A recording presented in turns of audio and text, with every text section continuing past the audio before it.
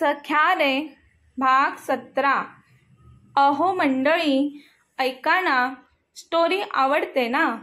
मग please please चॅनलला subscribe करा ही विनंती। आता पुढे। वेद दिल्लीवरून येतो। तो स्वतः घरचा डोअर अनलॉक करून आत येतो। काकांना वेद आल्याचे माहिती नसते। वेद तसाच तडक झपाझप पावले टाकत बेडरूममध्ये जातो। बेडरूममध्ये एकदम शांतता असते। वेद रूमवर नजर फिरवतो। बेडरूमला अटॅच स्टडी रूम असते तिकडे पाहतो। गॅलरीत पाहतो, ती त्याला कुठेच दिसत नाही। वेद स्वतःशीच बोलतो, गेली कुठे ही? ती दिसत नसल्यामुळे तो भांबावून जातो। ती दिसत नाही म्हणून नकळत हृदय तुटल्यासारखं वाटत होतं। तो मनातच स्वतःशी पुटपुटतो, जान, कुठे आहेस तू? भलेही वेदने जान्हवीसोबत सूडबुद्धीने लग्न केले असले तरी तो तिच्यात गुंतत चालला होता। तो बेडरूममधून आल्या पावली तसाच पळत हॉलमध्ये येतो। आता त्याला जान्हवीच्या हसण्याचा आवाज येतो। आवाजाच्या दिशेने पाहतो तर किचनमधून आवाज येत होता। तो हळूवार पावले टाकत किचन जवळ जातो। आता तो जान्हवीला किचन बाहेरून गुपचूप पाहत असतो आणि पाहतच राहतो तो तिच्या गालावरची ती खळी। काका आणि जान्हवी मस्त गप्पा मारत किचनमध्ये काहीतरी बनवत होते। जान्हवी अजूनही मोठ्याने हसतच बोलत होती। आज तो तिला पहिल्यांदाच हसताना पाहत होता। किती मनमोकळेपणे ती काकांसोबत गप्पा मारत होती। गप्पा मारताना मधून मधून हसत देखील होती। तेच वेद तिच्या नकळत पाहत होता आणि मनातच तिच्या गालावरील खळी पाहून, किती गोड हसते तू जान। तिचे ते गोरे थोडे फिक्कट गुलाबी गाल आणि त्यावर हसताना पडणारी ती खळी, हाय हाय क्या स्माइल है। वेद वेडाच होतो। तिचं ते सुंदर मुख पाहून हिच्या गालावर खळी पण पडते, तो स्वतःशीच पुटपुटतो। तो लपून तिला पाहत असतोच आणि ते दोघे काय बोलतायत तेही कान टवकारून ऐकत असतो आता। जान्हवी काकांसोबत बोलत असते, काका, वेदना शिरा आवडतो का? काका बोलतात, हो जानू, आवडतो। काका, मला आई नेहमी बोलायची किचनमध्ये थोडं थोडं काम करत जा, पण मी कधी आईचे ऐकले नाही, त्यामुळे मला काहीच बनवता येत नाही। पण मी आता तुमच्याकडून नक्की सर्व शिकून घेईन। काका बोलतात, हो जानू बेटा, मी सर्व शिकवेन तुला। थँक्स काका। मी माझ्या घरी किचनमध्ये फिरकली सुद्धा नाही, पण काका तुम्ही मला किचनमध्ये थोडं काम करायला शिकवलंत, त्यामुळे मला खूप छान वाटतंय। हेच पहा ना काका, तुम्ही मला सांगितले शिरा कसा बनवायचा आणि मी तुमच्या मदतीने शिरा बनवला देखील। पण काका, वेद खातील ना शिरा? शिरा टेस्टी झाला असेल ना? जान्हवी वेद येणार म्हणून शिरा बनवत होती। बाकी सर्व स्वयंपाक काकांनी केला होता। आज जान्हवीची कळी वेद येणार म्हणून खुलली होती। मनातून तो कधी येतोय आणि त्याला कधी पाहते म्हणून आतुर झाली होती। आताही त्याच्या विचारात मन तरळून गेलं होतं तिचं। तेवढ्यात काका बोलतात, अगं हो हो जानू, किती टेन्शन घेशील?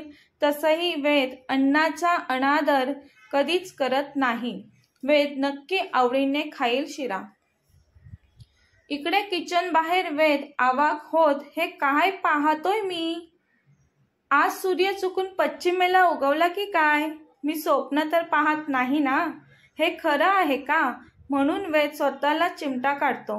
आश्चर्य आश्चर्य आहे, ही जान माझ्यासाठी शिरा बनवत आहे। काय म्हणत होती ती काकांना? वेदना वेदना शिरा आवडेल का? जान्हवीच्या तोंडून वेदना ऐकून वेद मनोमन सुखावतो। पण हा इतका बदल अचानक कसा झाला? काकांसोबत चांगल्या गप्पा मारत आहे, मग मला काकांनाच विचारायला हवंय. पण मी हिला शिक्षा करणारच आहे. सहजासहजी माफ थोडं करणार आहे मी हिला. हिने मला धक्का दिला तो मी विसरलो नाही अजून.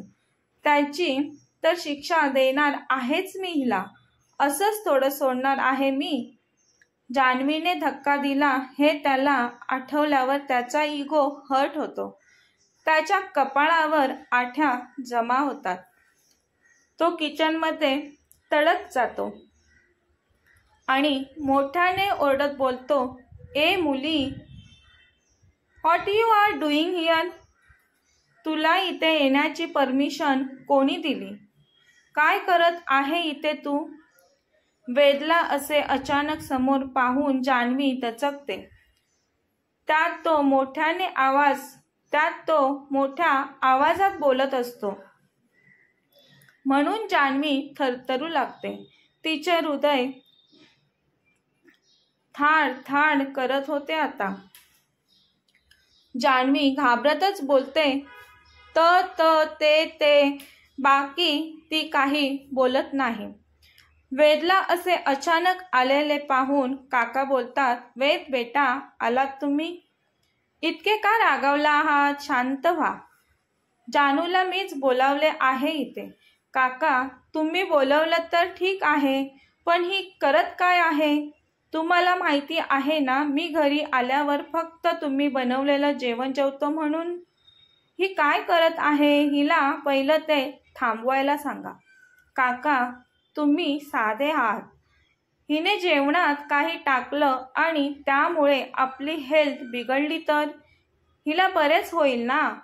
असा कोणावरही विश्वास ठेवायचा नाही काका. इकडे वेदचं बोलणं ऐकून जान्हवीचं हृदय तीळ तीळ तुटत होतं.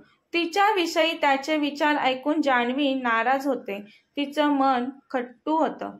वेद जान्हवीवर नजर रोखत पुन्हा मोठ्याने ओरडतो, तुला कळत नाही का? तू अजून इथेच उभी आहेस? You always keep in your mind तू किचनमध्ये येऊन काही बनवायचे नाही. काका, हिला एवढीच जर काम करण्याची इच्छा असेल तर आपल्याकडे मेड नाही आहे ना. हिला मेड समजून कपडे धुण्याची, भांडी घासण्याची, हाऊस क्लीन करण्याची कामं सांगा रोज न चुकता. वेद बोलतो, डन. ठरलं तर. तू आतापासून या क्षणापासूनच घरातील स्वच्छतेची सर्व कामं करायची. मला हिच्यात थोडं बोलायचं आहे काका. प्लीज तुम्ही बाहेर जाता का? तसे काका निघून जातात. वेद पुन्हा जान्हवीला बोलतो, तुला काय वाटलं? मी तुझ्यासोबत लग्न केलं म्हणून तू किचनमध्ये स्वयंपाक करशील? त्याची तुला काही गरज नाही. काका आहेत त्यासाठी. एक गोष्ट कायम लक्षात ठेव, तुझी लायकी फक्त मेड म्हणून असेल इथे. मेड बनून चुपचाप राहायचं. यापेक्षा तुझी व्हॅल्यू जास्त काही नाही. तो जान्हवीकडे नजर रोखत बोलतो, माझी बायको बनण्याचा प्रयत्न करू नकोस. तुला माझ्या मनात कधीच बायकोची जागा मिळणार नाही. माझी या वेद सर देशमुखची बायको बनून मिरविण्याची तुझी लायकी नाही. कळलं का तुला? मी इतके बोलतोय तरी तू काही न बोलता निर्लज्जसारखी इथे उभी आहेस. त्याला खूप राग येतो. तो तिचा हात तिच्याच मागच्या बाजूला फिरवून जोरात पिळगळतो. जान्हवी कळवळते. तरीही ती त्याला बोलते, अहो सोडा ना प्लीज, सोडा माझा हात. खूप दुखतंय मला. एक मिनिट, आता काय बोलली तू? अहो म्हणजे तू मला नवरा म्हणून ॲक्सेप्ट केलंस का? तुला आत्ताच सांगितलंय ना, माझी बायको बनण्याचा प्रयत्न करू नकोस. सर बोलायचे मला, समजले? तो बोलतच आणखीन जोरात तिचा हात मुद्दाम पिळगळतो. लक्षात ठेव, माझ्या मनात बायकोची जागा निर्माण करण्याचा प्रयत्नही करू नकोस. ती तुला कधीच मिळणार नाही. हो समजले मला. प्लीज सर, खूप दुखत आहे मला. प्लीज सोडा ना माझा हात. जान्हवी रडू लागलेली आता. डोळ्यातील अश्रू घळकन गालावर आले होते तिच्या. ते पाहून तो तिचा हात सोडतो, पण तिच्या गालावरच्या अश्रूंना वेद त्याच्या एका हाताच्या बोटाने टिचकी मारत उडवतो. आहा, आत्ता मला बरं वाटलं. सुकून मिळाला माझ्या मनाला. किती छान वाटतंय मला तुला रडताना पाहून. तो तिच्या डोळ्यात पाहून बोलतो. नाही नाही, हे अश्रू आत्ताच संपू नको, बाकी राहू दे. त्रास कुठे दिलाय मी अजून तुला? खूप त्रास द्यायचा बाकी आहे. तसे जान्हवी गालावरचे अश्रू पटकन पुसते. काय सांगू तुला, माझ्याकडे शब्दच नाहीत तुला सांगायला मला आता या क्षणाला किती आनंद होत आहे ते. वेद जान्हवीला बोलतो. तो लगेचच, नाव गेट आउट, इथे थांबू नकोस, निघून जा इथून. वेद मुसळधार पावसासारखा जान्हवीवर बरसत होता. जान्हवी बिचारी घाबरून बितरली होती. त्याचा एक एक शब्द तिच्या काळजात घर करत होता. इतका इन्सर्ट केल्यावर जान्हवीच्या स्वाभिमानाला ठेच पोहोचते. परत डोळ्यांच्या कडा काठोकाठ पाण्याने भरू लागतात. ते फक्त गालावर येणं बाकी होतं. पण ती स्वतःला सावरते. तोंडातून एकही शब्द काढत नाही, कारण काहीही झाले तरी तिने ठरवले होते वेदला त्रास द्यायचा नाही. त्याला वाईट वाटेल, त्रास होईल असं काही करणार नव्हती ती. मग भलेही तिला कितीही अपमान सहन करावा लागला तरी ती करणार होती. कारण तिच्या बाबांमुळे वेदला खूप सहन करावं लागलं होतं. ती त्याच्या आई वडील बहिणीला तर परत आणू शकणार नव्हती, पण बायको बनून त्याला सुखी, समाधानी, आनंदी ठेवणार होती ती. म्हणूनच वेद इतकं बोलत होता तरी जान्हवी शांत उभी राहून निमूटपणे सर्व ऐकून घेत वेदने केलेला अपमान गिळत होती. तो बोलतो, नाव गेट आउट, इथे थांबू नकोस, निघून जा इथून. तेव्हा जान्हवी तिथून निघून धावतच रडत रडत बेडरूममध्ये जाते.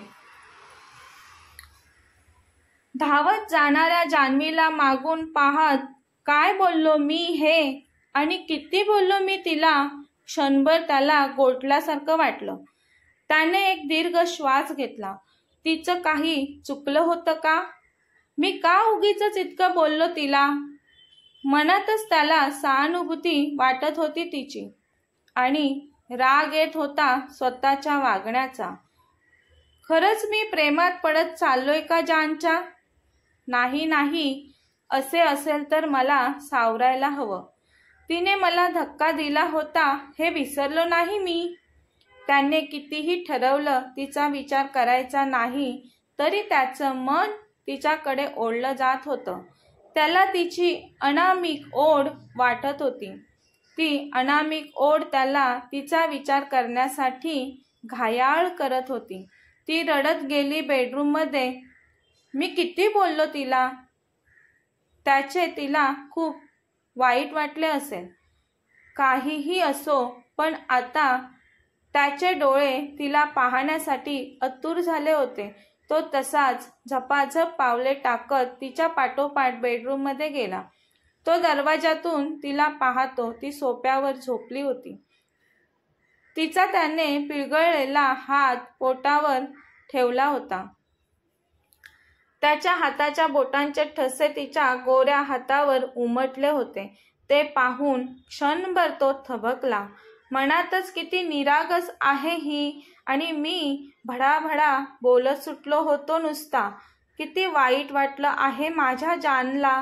तिच्या चेहऱ्यावर स्पष्ट दिसत आहे ते. किती काळजी करत आहे मनातून वेद जानूची. पण तो रागाने तिचा छळही करत आहे. कसे असेल दोघांचे नाते येणाऱ्या दिवसात ते पाहण्यासाठी चॅनलला